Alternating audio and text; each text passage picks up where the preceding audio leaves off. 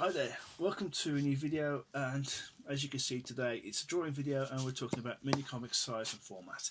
So what are we talking about when we talk about mini comics?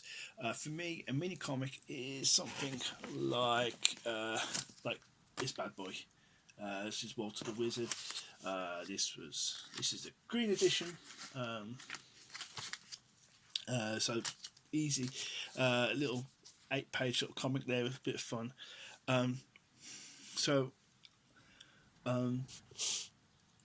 it's done in small numbers, and it's relatively easy to create. So first thing you need to think about is it needs to be easy to make, and it also then therefore has to be cheap to make.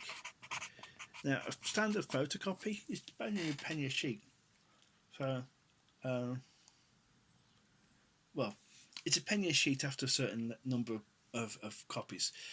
Usually it probably starts around about 10-20 pence, and then you get an economy of scale the more that you throw at it. So if you can get, say, 50 or 60 copies of a mini comic printed, the cost goes down, the cost per unit goes down. You're still paying, you can still end up paying the best part of, say, £13 or £14 for your photocopying, but it's there's a benefit there, and you can pass that on to other people. Also, we want to say that the materials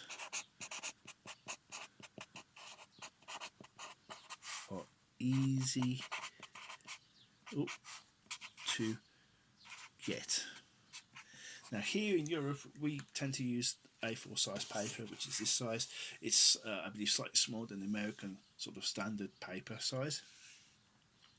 But like most things in Europe, printers, scanners, photocopiers will take this size. They'll also take the slightly larger size of A3, but it's hard to find a scanner that takes A3. It's hard to find a printer that takes A3. Most photocopiers, yes, they'll take A3. Most. I mean, I used to have a photocopy back in the 90s, and that was A4 only. So your choice of materials is dictated by how easy it is to get hold of. A ream of, say, 500 sheets of printer paper will cost, what, £4 from Tesco or somewhere. So that's not expensive if you're turning those into mini comics. And sometimes, like for example, with this Walter Wizard one, the print shop I went to get the printing for this done, they had the paper in stock, so I paid a little bit extra for the coloured paper. So we should also talk about, get the right pen. We should also talk about, should really require no fancy equipment. And by that I mean we don't really want to be using, say, offset litho printing. We'd only be using, say, risographs on this. We can get a good price to make it cheaper to make. I use, for some of my comics, when I make an ashcan, I use this long arm stapler. I bought this from Staples as it was going out of business. I think this cost about £15. Oh no, it says Ryman. No, it says Ryman. Yeah. So you got this from Ryman. I think it was about £15. It might have been 20 quid. I had a load of Staples. I'm still using those. So it's got a little slider here you can set for your paper size, and you're off to the races. Okay. So that's about the fanciest piece of equipment I use. But you may decide that you want more or bigger, fancier books, and that will impact on fancy equipment, cheap to make, easy to make, those sort of aspects. Right, let's get this out of the way and let's start talking about some sizes, shall we? Right, so first up, let's talk about where is it? Here it is. First up, this old guy, the Workhorse. This is your standard 8-page zine. which you can make out of one sheet of paper and a cut with some scissors. 8 pages, one sheet of paper. This is a really economic way of making a book with a beginning, middle and end, stories, and yeah. So I think we've said enough about that already. If you go up from A7, we get A5.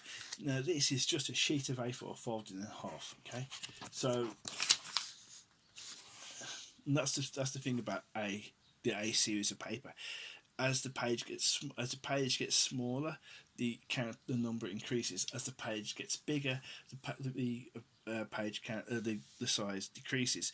So A4 is that big. 2 sheets of A4 put together is the size of an A3 sheet of paper, and then you get A2, A1, and then finally you get A0, which is basically like a dinner table. I remember having an A0 portfolio once at art student. That thing, if you had 2 of them, you could probably flap your wings and fly. Right, A5. Let's go back to A5. From a sheet of A4, you can get 4 pages out of it, but there's a disadvantage of this. If you want to have an 8-page book, you need 2 sheets of paper, and then you need to staple in the middle. And this is a problem. It depends on your budget and your cost, and if you can justify that. You know, I'm going to be chucking some staples in and multiple sheets of paper. Okay, next to the A5, you've got A6, which will give you 8 pages from a single sheet of paper. But like A5, you need to trim your page. So you start off with your pages like this. You trim there. There's 2 pages. Fold them in half. 1, 2, 3, 4, 5, 6, 7, 8, and then you'd have to staple them together. So we've got A5, A6, A7. So arrange these nicely on the screen so that everyone can see them. There we go. Alright, after A7, I want to look at some more esoteric, yeah, get me, esoteric formats. This one is the He-Man mini comic. Now, this was a comic you used to get with a He-Man figure back in the 80s. This is slightly smaller than an A6 book. So from an A4 sheet of paper, you will get 8 pages, but you need to trim it now. You need to trim. It's not just cut in half. You need to trim like a centimetre off the side and a bit off the top there to give you 10.5 by 13.5. To trim a bit off the bottom there. So there is some trimming involved. You'll definitely need to use a guillotine to get something that looks really good. So I'm just going to put that there. Right. Following on from that, my daughter had an advert calendar for Christmas that had these little books in. And the books were 9.5 by 12 centimetres, and I figured they were quite a cute little looking book that could make an interesting sort of small comic. Again, like the A6s, this has got, you can get 8 pages out of this. So you also need to have a guillotine to chop them up with. Okay, I'm just going to move these to the side because the next, some more books incoming.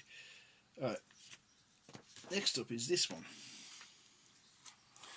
This is the dimensions of a colouring, like a colouring book that was included in a Kellogg's cereal packet as a giveaway from 1965. There was one being sold on eBay, and it looked like a nice size. And actually, if you look at it, you're going to get 16 pages out of that.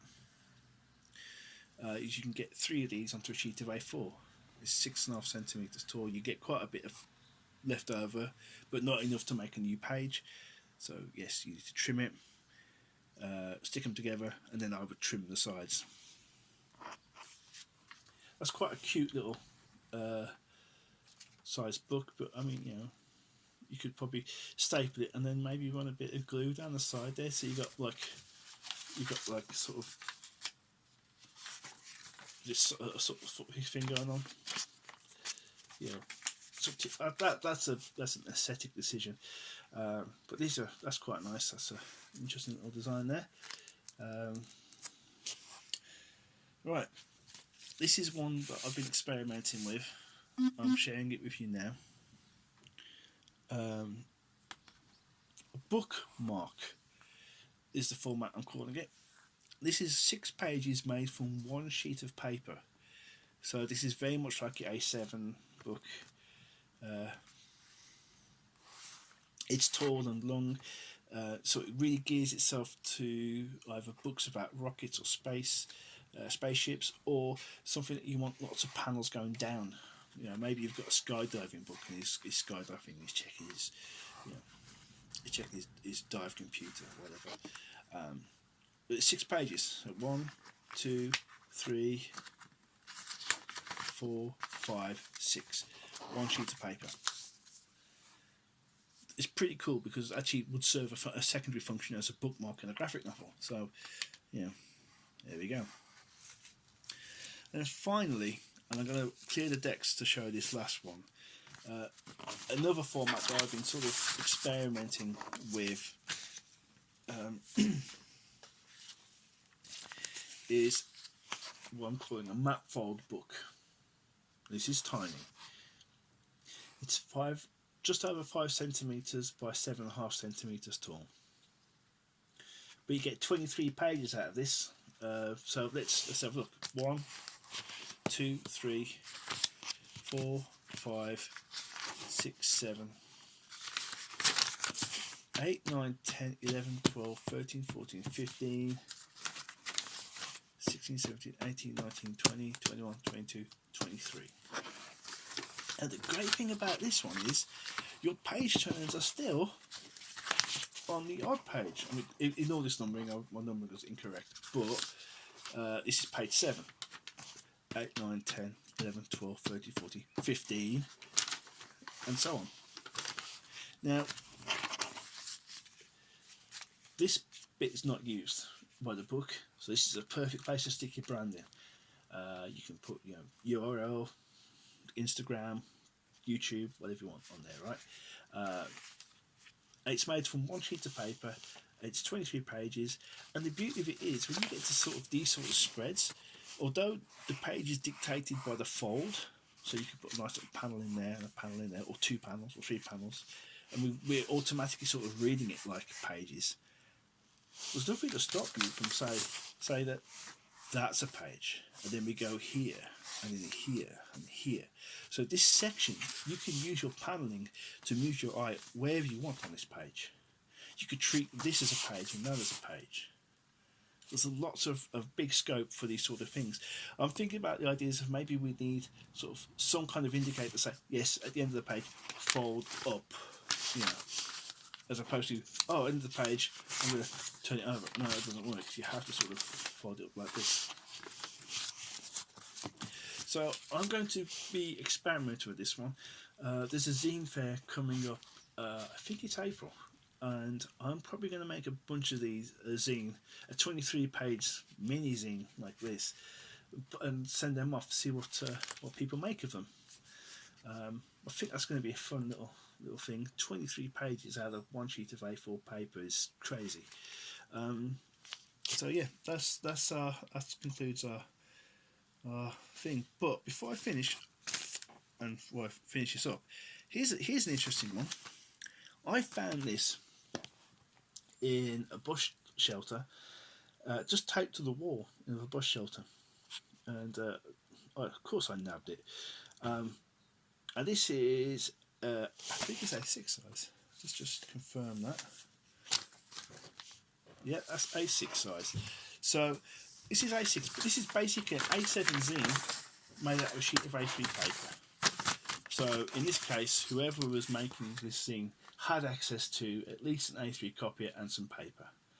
So there we go. We've been talking about formats, and I hope you find it interesting. Anyway, next video we're going to be talking about some vector stuff, and I'll see you then.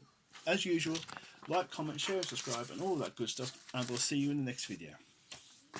Okay, take care. All right, bye now.